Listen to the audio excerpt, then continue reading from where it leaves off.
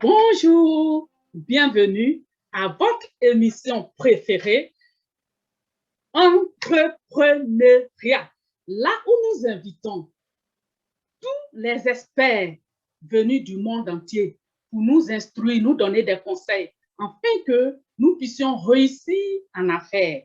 Aujourd'hui, sur notre plateau, nous recevons un éminent, je peux dire, illustrateur dans le monde et qui a vraiment dépassé les frontières. Mais avant de présenter notre invité, aujourd'hui, je ne suis pas toute seule sur le plateau. Je co-anime avec le pasteur Saïri de Togo, notre pasteur missionnaire au Togo, à Lomé, c'est en Afrique. Et donc, salut, pasteur Saïri.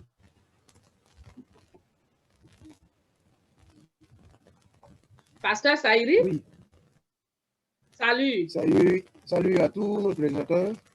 Salut à tous. Merci. Et donc, je disais tantôt que nous avons pour invité aujourd'hui Monsieur Faustin Saïri. Monsieur Faustin Saïri est artiste, peintre, illustrateur et il vit à Lyon, c'est en France. Et donc, ce matin, nous vous présentons Monsieur Faustin Saïri, notre invité du jour. Bonjour, Monsieur Faustin. Bonjour. Et vraiment, merci d'avoir accepté notre invitation sur le plateau de Gloire TV, malgré votre calendrier qui est très chargé parce que vous avez des commandes partout dans le monde et vraiment, vous êtes tellement occupé, mais vous avez pu dégager un petit temps pour vraiment venir donner des conseils aux téléspectateurs de Gloire TV. Et donc, vous êtes la personne la mieux indiquée pour vous présenter à nos téléspectateurs. Vous avez toute la parole. Merci, en tout cas, merci à Gloire TV de me recevoir. C'est très gentil à vous. Merci. Que dire? Très brièvement, bon, je suis Faustin Saïri, originaire de Côte d'Ivoire. Voilà, établi en France depuis un certain nombre d'années. Artiste peintre, illustrateur, bien évidemment, parce qu'au départ, si je puis dire, il y a ce qu'on appelle le don qu'on reçoit de Dieu. C'est cela. Et puis après, ben, comme le don, ça ne suffit pas souvent, il faut apprendre la technique qui vous aide à discipliner votre mind, qui vous aide à discipliner votre travail, et puis surtout à trouver votre voie. Parce que vous n'êtes pas la seule personne au monde à recevoir ce don-là. Et il faut que de votre travail soit dégagé d'une personnalité qui vous est propre. Donc voilà, donc j'exerce depuis quelques années déjà. C'est un peu chaotique à préciser parce que, vous savez, dans ce genre de métier, ça va, ça vient, on va dire. Selon l'inspiration, n'est-ce pas? Voilà, il y a des moments où on est beaucoup plus artiste qu'autre chose, et il y a des moments où on est beaucoup plus autre chose qu'artiste. Donc, comptabiliser le nombre d'années comme ça, les mettre bout à bout, on va dire, ça prendrait trop longtemps. C'est cela. Voilà. OK. En tout cas, merci beaucoup. Et nous, on est vraiment très heureux de vous recevoir sur ce plateau parce que cela fait des années quand même qu'on vous suit de loin, on vous a admis de loin, on a admis votre talent de loin. On dit un jour, on l'aura sur notre plateau. Aujourd'hui, on vous a eu. Et on vous remercie vraiment d'avoir accepté notre invitation. Et donc, sur ce, nous allons rentrer maintenant dans le vif de notre émission. La première question. Notre première question est, la peinture peut-elle nourrir son homme en Afrique? Parce que aujourd'hui, peut-être en Occident, c'est des choses qui sont considérées, mais en Afrique, quand on dit il est artiste peintre, on dit mais ça c'est quel métier encore? C'est des choses qui ne sont pas vraiment connues. Qu'est-ce que vous pouvez nous dire? Est-ce que ce métier-là peut-il nourrir son homme en Afrique? Oui, excusez-moi, je ris parce que c'est vrai que c'est une question vraiment récurrente. Elle est tellement récurrente qu'elle appelle des fois, elle prête des fois à sourire. Parce que quand on voit tout ce que cela implique, hein, parce qu'il faut se dire qu'en Afrique, et c'est comme ça depuis des lustres, la musique est reine. C'est un mode d'expression artistique qui est devant. Parce que la musique est partagée par bien plus de gens, bien plus de... Quoique, dans n'importe quelle ethnie, même depuis nos ancêtres, On a eu des sculpteurs, on a eu des artistes plasticiens aussi, etc., etc., mais la musique est reine. Bon, alors aujourd'hui, est-ce que la peinture peut nourrir son homme? Alors là, ça c'est un vaste sujet parce que tout dépend de ce qu'on appelle peinture, en fait. Je vais être un peu arrogant, mais bon, mais tout dépend de ce qu'on appelle peinture. C'est vrai qu'en Occident, c'est considéré comme un objet de luxe. Il ne faut pas se voiler la face. Oui. Parce que pour réussir, il faut intégrer un certain milieu. Ce n'est pas tous les milieux qui peuvent acheter au tableau et qui peuvent, voilà, même si on peut trouver des sympathisants, on va dire. Voilà. Et encore plus en Afrique, vous pensez bien que, vu l'état de nos pays, voilà, on ne peut pas mettre cette activité en avant à 100%. C'est pas possible parce qu'il y a tellement de préoccupations basiques, vraiment, que c'est très difficile. Parce qu'on a vu même des sculpteurs devenir des artisans à Bassam pour pouvoir manger tous les jours. C'est cela. Et les œuvres à l'infini pour pouvoir manger tous les jours. Donc, ça peut nourrir son homme? Moi, je dirais que oui. Okay. Je dirais que oui, ça peut nourrir son homme, parce que tout dépend de ce qu'on entend, de comment on entend exercer son art, et tout dépend de la destinée qu'on a. Parce que Dieu met dans chacun de nous un don de la volonté de tout ce qu'on veut, mais après, c'est une question de destinée, parce que le talent seul ne suffit pas, il ne faut pas croire. Le talent seul ne suffit pas. Et il y a une part qui est complètement indicible, on va dire, qui nous échappe. Voilà. Donc, moi, je dirais que oui, dans l'ensemble. OK. Merci beaucoup, notre expert. C'est parce que, en fait, si je veux reformuler ce que vous avez dit succinctement comme réponse, c'est que l'art peut nourrir son homme en Afrique, mais le talent seul ne suffit pas. Il faut savoir valoriser son savoir-faire, il faut savoir vendre son talent, mais aussi, il faut s'armer de courage pour pouvoir trouver sa place au soleil, comme on peut le dire. Beaucoup de courage. Ouais. Okay. Merci beaucoup. Et donc, nous allons passer maintenant à notre deuxième question, qui est comment impacter le monde avec la peinture pour conquérir des partenaires à l'échelle internationale? Alors, comment faire? La solution est toute simple. Moi, je dirais, heureusement qu'il y a Internet maintenant. Okay. Moi, je dirais ça.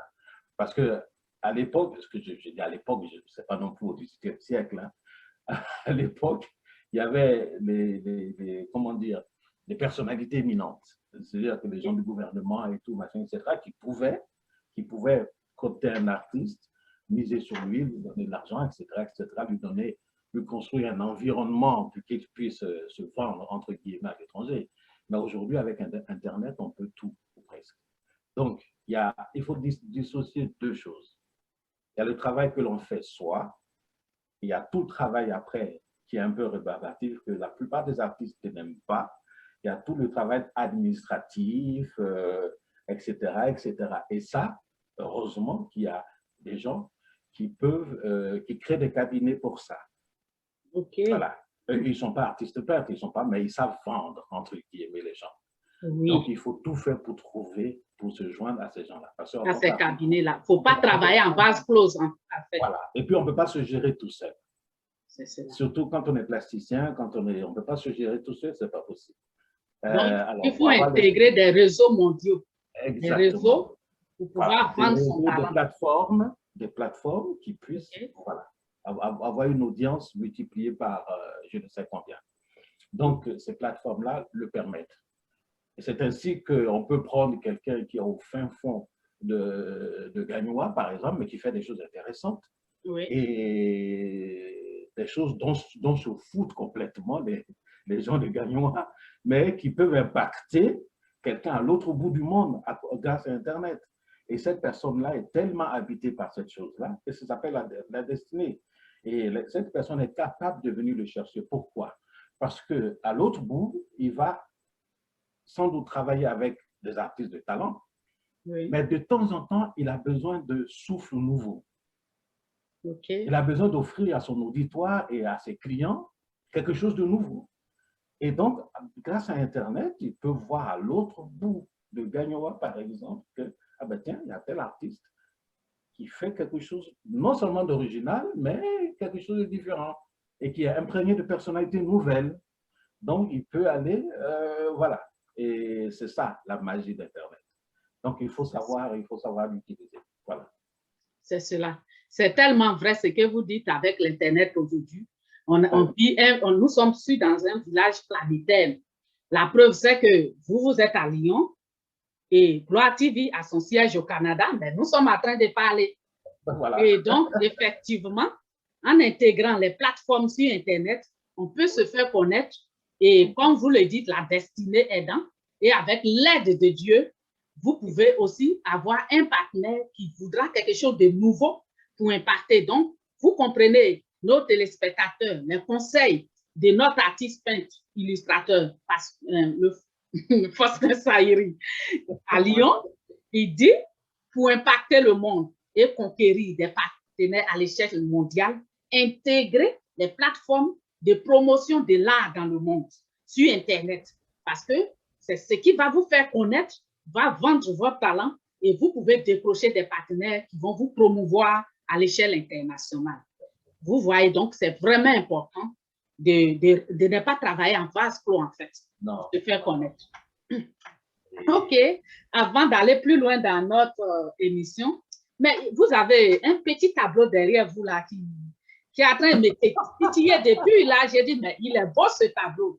Est-ce que vous pouvez me raconter un peu, me l'interpréter un peu?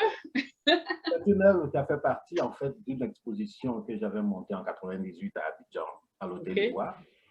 Et c'est une œuvre, c'est Fulgence Kassi, donc un monsieur qui a marqué toute une génération, dont moi, voilà, en Côte d'Ivoire, un animateur émérite, qui avait un verbe qu'on avait tous envie d'imiter à l'époque. Et ce tableau fait partie de cette exposition-là. Et à l'époque, j'avais un projet culturel pour la Côte d'Ivoire. Et donc, je voulais aller discuter avec les gens, toujours dans l'esprit justement de la globalisation. Mais on ne peut pas venir comme ça discuter avec les gens et puis tomber sur la question, oui, mais vous parlez, mais qu'est-ce que vous savez faire? Oui, c'est cela. Donc, voilà. Donc, j'ai monté cette exposition pour montrer ce que je savais faire, pour offrir une plateforme où on pouvait, une semaine durant, discuter de ce projet-là. Voilà. Et donc, ce tableau, il est là parce que je n'ai jamais voulu le vendre. OK. J'ai eu une proposition, même à l'exposition. Il y a Fab Londi qui venait d'enregistrer son album Ishtak Rabin, qui est venu voir l'exposition et qui avait tiqué sur ce tableau-là. Je dis non, il n'est pas à vendre.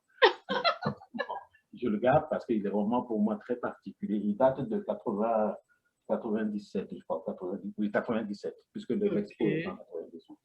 Et donc, voilà, c'est un portrait parce que je suis artiste peintre figuratif. Je ne suis pas du tout abstrait, je suis figuratif. C'est-à-dire que, voilà, le portraitiste figuratif. Voilà. Les carrés blancs sur fond blanc, c'est pas mon truc. C'est ça. Voilà. OK. Donc, est-ce que vous pouvez rappeler le nom de celui qui vous aviez peint tantôt? Vous avez dit le nom, mais il m'avait échappé. Fulgence Kassi, Roger Fulgence Kassi. Ah, Fulgence Kassi, OK. Animateur. Oui, c'est vrai. Nous, on était très jeunes quand il parlait. Ouais. Ça fait qu'on n'a pas laissé regarder l'image. Et c'est une œuvre qui m'est très, très chère. Très personnelle. OK. Et puis, même elle vous inspire et tout ça. Voilà. Parce qu'il y a des œuvres même qui inspirent d'autres œuvres. Exactement. Exactement. OK. Merci bien. Et donc, nous allons poursuivre parce que nous avons perdu la connexion avec mon co-animateur au Togo. En Afrique, l'Internet, ce n'est pas vraiment évident. Ah, d'accord. Donc, on va poursuivre jusqu'à ce qu'il soit connecté. Au cas où il ne l'est pas, on terminera l'émission et puis on verra pour une autre fois. D'accord, c'est pas grave. De toute façon, je suis dispo.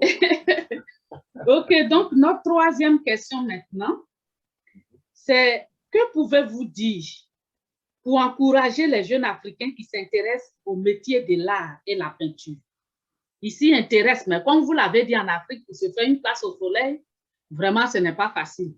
Qu'est-ce que vous pouvez dire avec votre expérience, vu des années de carrière que vous avez en Occident et tout, et même vous avez voulu initier un projet culturel en Afrique, précisément en Côte d'Ivoire. Qu'est-ce que vous pouvez dire à nos téléspectateurs qui nous écoutent, surtout aux jeunes Africains qui s'intéressent au métier de l'art et la peinture, pour les encourager?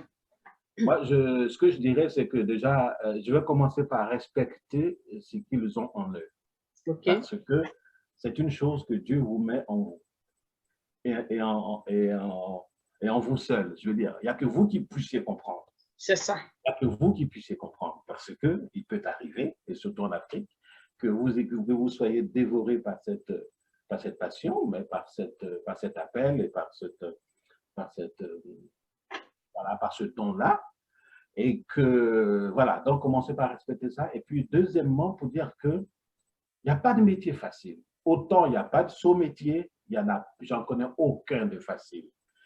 Vous avez des gens, ce qui fait qu'on imagine des fois qu'un métier est facile, vous avez des gens qui l'exercent avec un tel brio qu'on s'imagine que c'est facile.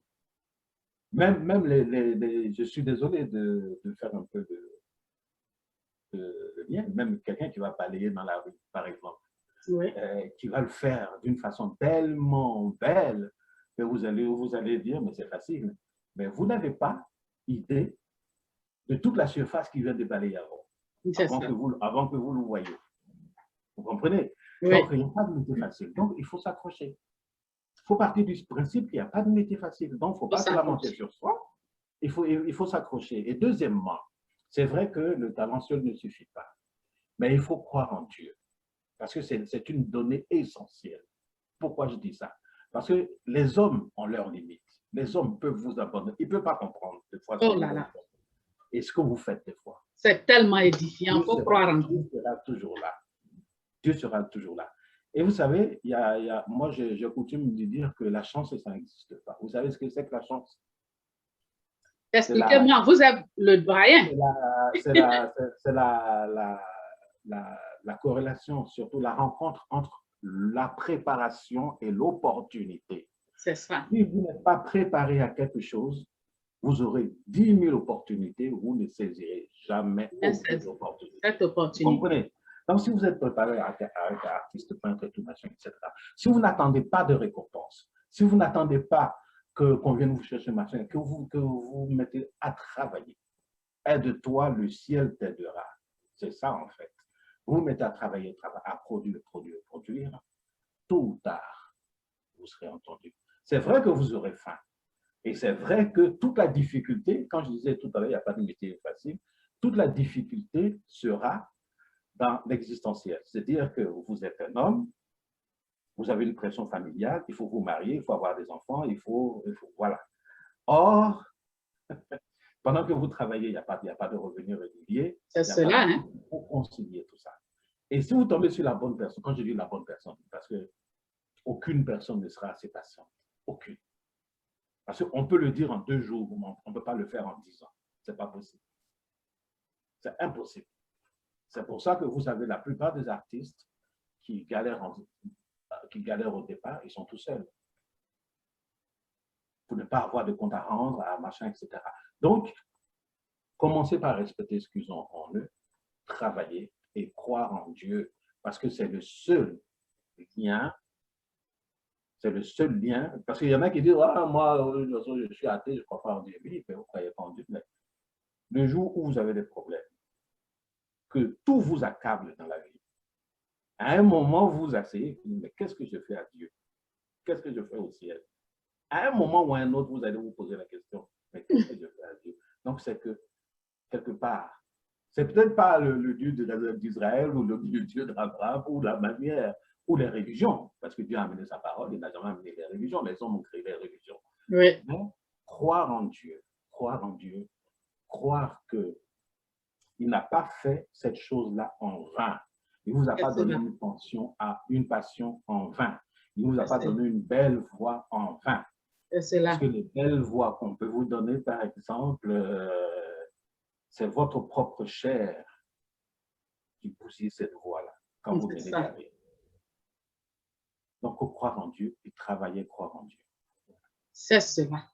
Comme on peut le dire, la passion rend toute chose facile. Et donc, quand tu es passionné, et que tu ne cherches pas d'abord en priorité l'intérêt, le gain que ça va rapporter, que tu travailles avec passion et que tu crois en Dieu, Dieu même finit par récompenser ta persévérance en fait. Vraiment, c'est très édifiant. C'est tellement édifiant que le message... Nous sommes tous ses enfants, il aime tout le monde, même le pire des assassins. C'est cela. C'est pour ça qu'il ne te donne pas le droit de juger autrui. C'est cela. C'est lui seul qui peut juger, pas toi. C'est ça. Donc, crois en soi et crois en Dieu et persévérer. Dieu va finir par récompenser nos efforts et notre persévérance. C'est ce qu'on appelle la foi, en fait. La foi. La foi. Parce que le potentiel que Dieu a déposé en vous, ce n'est pas en vain. C'est ce que notre expert dit. Ce n'est pas en vain. Donc, vous croyez en celui qui a déposé ce potentiel en vous, parce que lui seul va le faire récompenser un jour. Au bout de vos efforts sera la récompense. Donc, c'est cela. Vous encouragez. Ne dites pas, n'abandonnez pas, ne jetez pas l'éponge. Ne dites pas, comme j'ai fait et puis ça ne paye pas, je vais abandonner pour devenir, par exemple, je ne sais pas quoi, moi, n'importe quel autre métier, c'est-à-dire se reconvertir. Même tu vas te reconvertir, mais comme ce n'est pas le potentiel que Dieu a mis en toi, on va te payer, mais tu ne seras pas heureux. Non, il faut croire en ce potentiel. C'est cela. OK, donc vraiment, merci notre cher invité. Je vous rappelle, chers téléspectateurs, que notre invité du jour, c'est Faustin Saïri, artiste, peintre, illustrateur, qui vit à Lyon, c'est en France, en Europe. Et donc, quel sera votre mot de fin à l'endroit de Gloire TV et de l'auditoire aussi également? Dans tous les cas, oui, surtout le cas essentiel, je remercie, vraiment, je remercie Gloire TV. Et je vais le dire de façon aussi simple et distincte. Vraiment, je remercie Gloire TV parce que ce n'est pas évident du tout. Ce n'est pas évident parce que créer cette étincelle-là, quand on tombe sur le travail de quelqu'un, tiens, c'est une personne intéressante, parce qu'il ne faut pas croire, sur Internet, il y a plein de gens qui vous suivent en silence. Oui, c'est cela. Plein de gens qui, sans dire un mot, qui vous suivent en silence pour diverses raisons, évidemment. C'est tellement vrai. Voilà. Donc, quand une équipe comme vous dit, ah, voilà quelqu'un d'intéressant, on aimerait bien savoir, en savoir davantage, ça fait toujours plaisir. Donc, vraiment, merci à Gloire TV de m'avoir donné cette opportunité. Et puis surtout, n'oubliez pas, les téléspectateurs, abonnez-vous. Abonnez-vous parce que c'est une initiative formidable, franchement. Comme vous avez dit, vous êtes au Canada, moi je suis à Lyon, en France, et c'est un média à cause d'Internet et grâce à Internet qui va entrer partout. Donc, vraiment, abonnez-vous massivement et soutenez Gloire TV. Merci. Merci, cher invité. Et sur ce, nous vous disons au revoir et nous vous donnons rendez-vous, chers téléspectateurs, à l'émission prochaine sur Gloire TV, Entrepreneuriat, la chaîne où la gloire de l'Éternel vous localise pour révéler vos talents. Dieu vous bénisse. Amen. Amen. Amen.